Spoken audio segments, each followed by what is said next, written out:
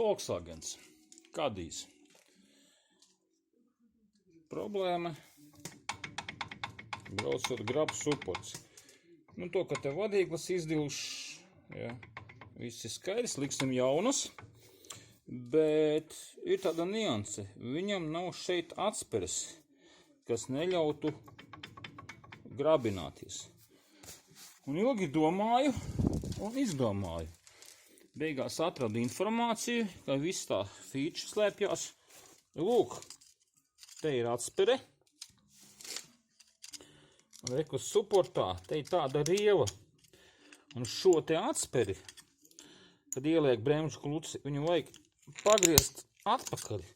Un viņa ieņem šādu te stāvokli. Un nospiegojās klucis. Un reāli, ja, tagad viņi aizies vietā, ja, un vairs nav kustības. Godīgi sakot, nezināju, uzzināju tikai tagad, skatoties interneta dzīlēs informāciju. Varbūt kādam noder. Un tā jaunas vadīklas vietā, kā redzam,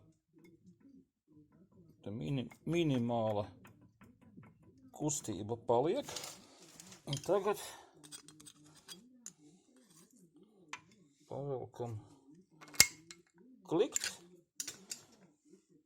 Un viss suports mums ir stingrs, ja. Tad tāda maza niansīte. Es domāju, ka lielākā daļa servisu pat nezina.